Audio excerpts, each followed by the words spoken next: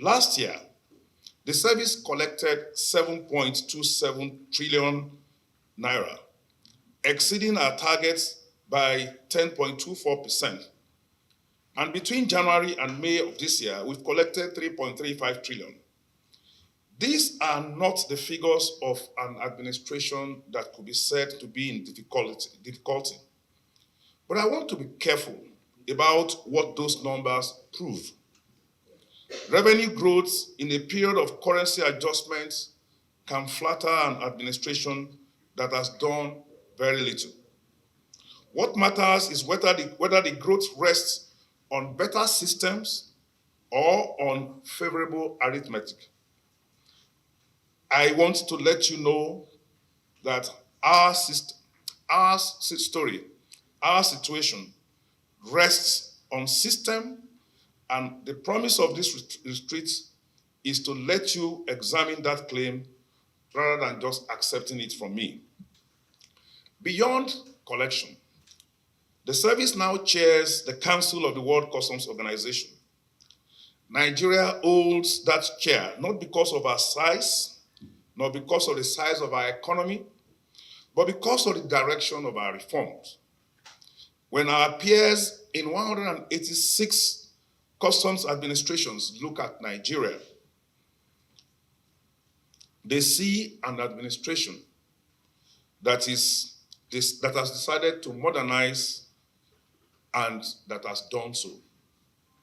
Distinguished senators, ladies and gentlemen, modernization is a word that has been used loosely in our public life, and I will not blame you for approaching it with caution. Let me therefore say plainly what we mean by it in the Nigeria Customs Service. By modernization, we mean the replacement of discretion with rules. Every point at which an officer exercises personal judgment over a consignment is a point at which the outcome depends on that officer, on his training, on his workload, his integrity, and the mood for the day. Modernization is the systematic reduction of those points and their replacement with risk rules, automated valuation references, and data-driven targeting that produce the same answer regardless of who is working behind the desk. This is why our trade modernization project matters. And this is why the deployment of Modogu is more than a change of software. A customs administration that runs on paper is an administration in which the file can be found or lost, in which the files can be moved forward or held back. An administration that runs a single electronic record is one in which every decision leaves a trace. Every delay has an answer, and every intervention can be reconstructed after the fact. You will therefore hear the details of that from DCG Abe this morning and from Trade Modernization Project hopefully tomorrow. I will not anticipate these details. I will let you hear them. I will only say that transparency that creates cuts in every direction, including towards the service and towards me. That is the real intention. None of this would have been possible without the Nigeria Customs Service Act 2023, and I want to begin this section with a word of gratitude to members of the Parliament. The Act was the work of the National Assembly, and it is easily forgotten in the daily business of oversight that the instruments which made our reform lawful was drafted, debated, and passed by the institution that you represent.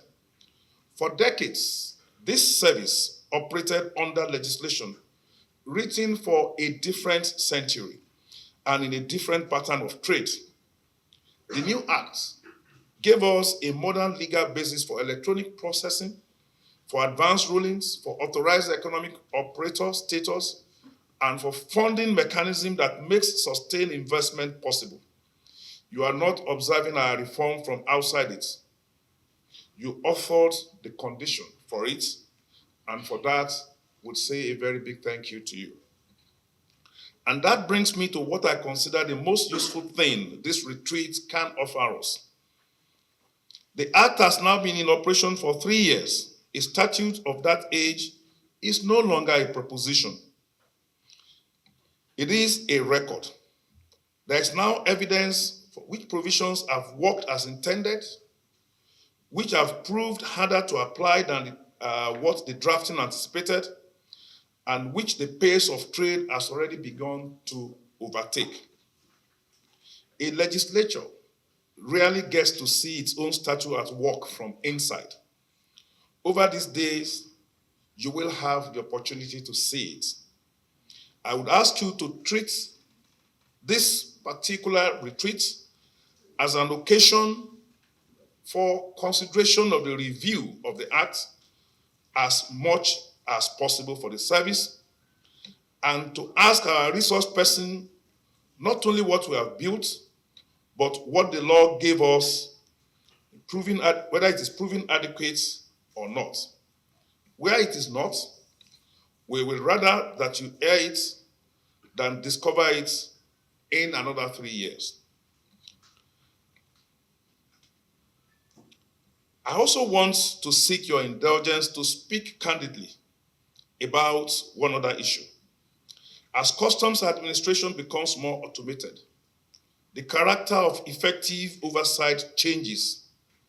When systems were manual, the natural question to ask a Comptroller-General was about a particular consignment, a particular clearance, a particular decision, and so on and so forth. But in a modernized administration, that is no longer where the real questions lie. The consequential questions become questions about the rules themselves, how the risk engine is calibrated, what proportion of declaration it selects for examination, whether the valuation database is current, how quickly the system releases compliant cargo, and whether the exemptions written into our laws are costing more than they deliver. This, for me, in an automated environment, are the real issues. Those are the questions. They require this committee to interrogate design rather than the incident.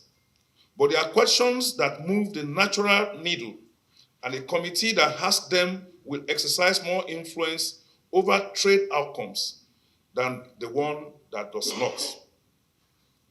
It follows that the most viable thing this service can offer your oversight is not access to individual decisions, but access to the data and the design.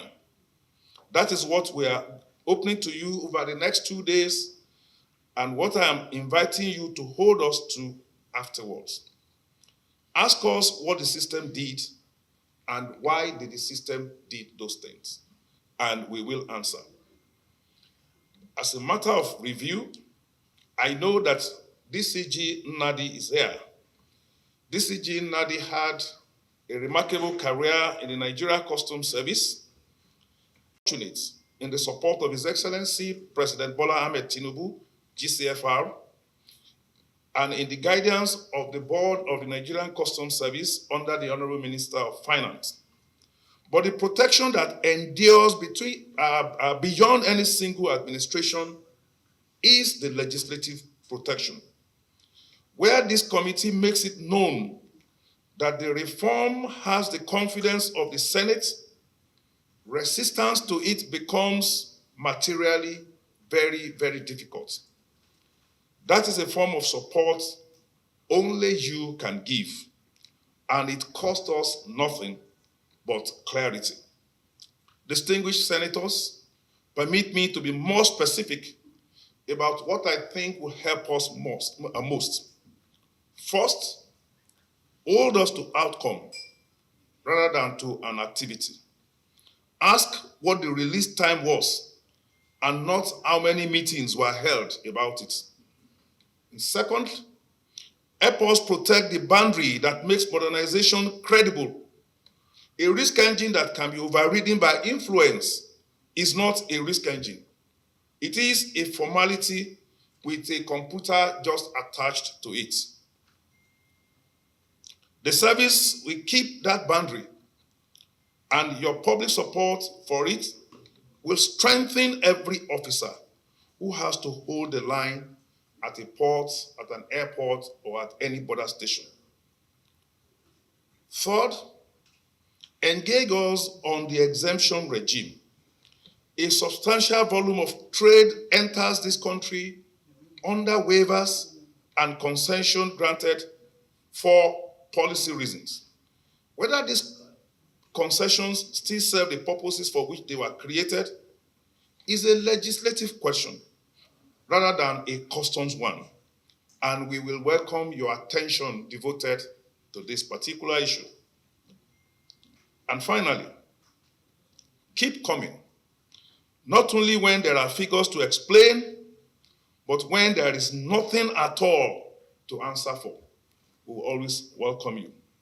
Distinguished senators, Nigeria Customs Service, you will see over the next 2 days, is an institution in the middle of a change it chooses to make.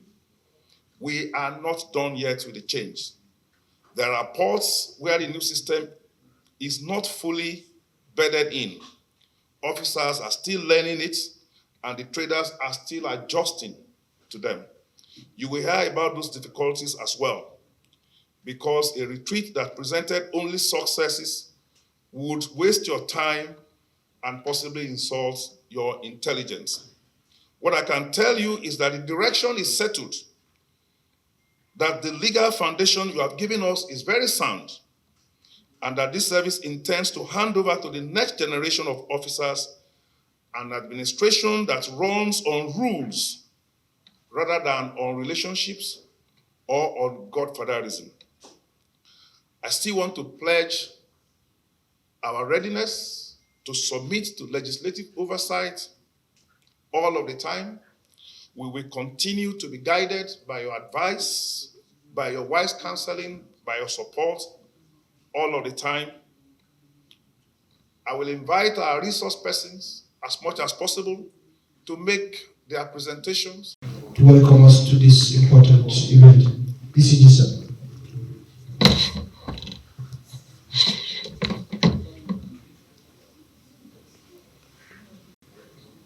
It is with profound pleasure and a deep sense of honor that I warmly welcome you all to this retreat organized for the distinguished members of the Senate Committee on Customs and Excise. This gathering represents another important milestone in the enduring partnership between the National Assembly and the Nigeria Customs Service, providing a valuable platform for dialogue, knowledge sharing, and constructive engagement on issues that are central to the continued transformation of our service.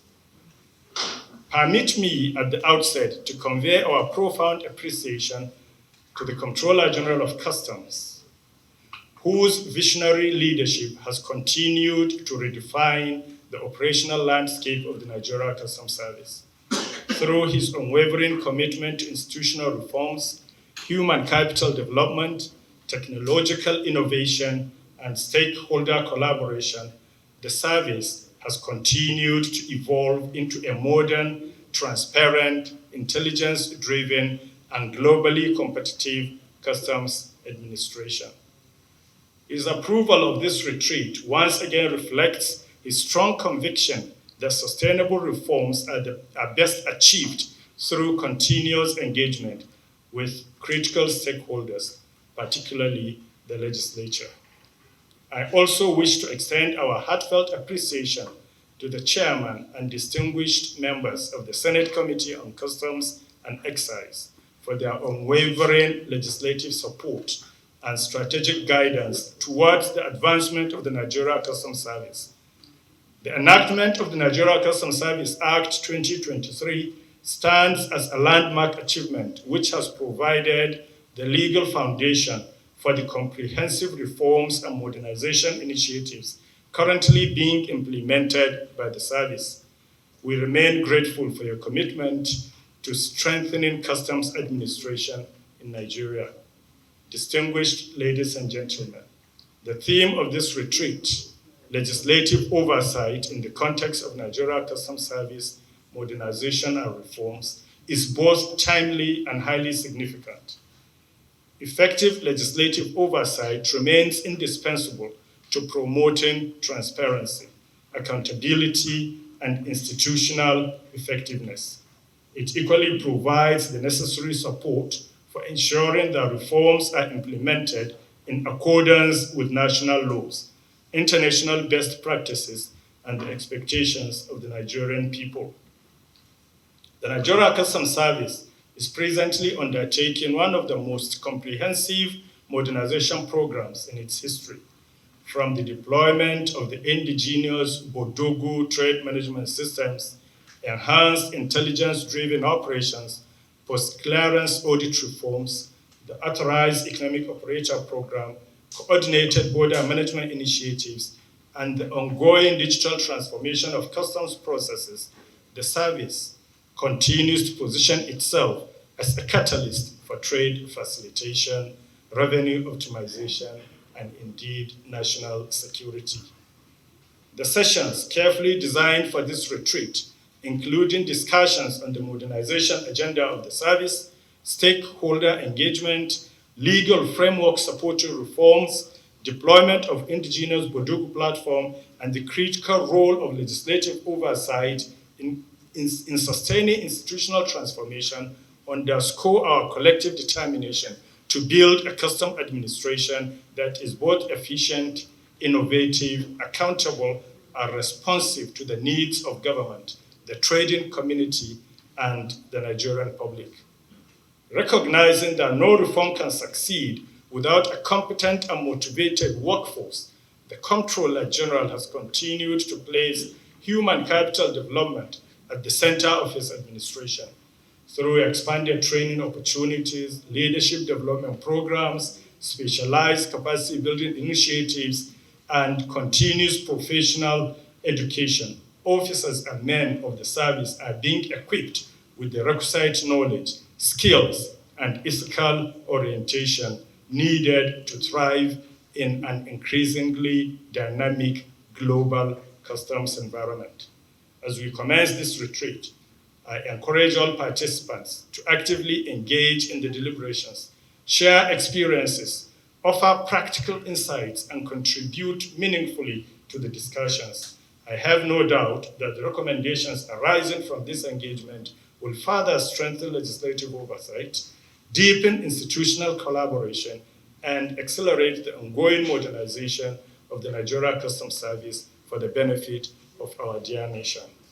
On behalf of the Comptroller-General of Customs, the management, and the entire officers and men of the Nigeria Customs Service, I once again extend a warm welcome to our distinguished guests and wish you a productive, enriching, and successful retreat. Thank you for your kind attention. God bless Nigeria Customs Service. To appreciate my distinguished colleagues for taking out time to attend this retreat. We are on recess, but you'll be able to make this sacrifice to attend this retreat today and tomorrow. Distinguished colleagues, I appreciate you all. Thanks so much for the sacrifice. This retreat is supposed to endear us, distinguished senators, to the operations of the Nigeria Customs Service. The Nigeria Customs Service, under the able leadership of Adewale Adeniyi, has embarked on so many milestone reforms. The results today have manifested themselves in improved, what I will call quantum leap in revenue generation, improved trade facilitation, and a very robust anti-smuggling activities. I want to commend Nigeria Customs Services for all these feats. Talking about your performance arising from all these reforms, in 2025, the approved budget was about 6.5 trillion naira, but the actual received was about 7.3 trillion. On behalf of the Senate of the Federal Republic of Nigeria, I want to appreciate the CG, members of the management staff, members of the management and staff of Nigerian Customs Services for this impressive performance. I commend you all. Going forward in 2026, we believe that you can do a lot better. What you need to do is to identify your challenges, try to address them as much as possible, so that you can have a much more robust performance in 2026 and beyond. Where you require legislative backings, please do not hesitate to call on us. I implore my colleagues here present today to participate actively in the interactive sessions, so that at the end of the day, you will be able to seek clarifications on issues that you may not understand, and possibly come up with suggestions on how to improve on the services of Nigerian Customs Services. I believe that at the end of this retreat, my colleagues here present today and those who will be coming to join us later will be able to appreciate Nigerian Customs Services the more, and will now be good ambassadors of Nigeria Customs Services out there.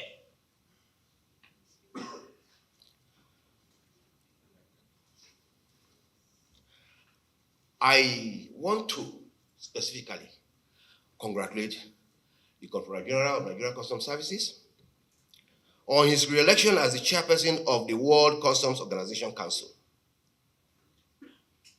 It's a major feat for Nigeria. And the implication of this is that Nigeria is increasingly being recognized as a force to reckon with in global customs administration. Congratulations to you, the CG. Congratulations to the management staff. Congratulations to the staff of Nigeria Customs Services. On this note, I want to thank you very much, and I wish all of us very fruitful deliberations.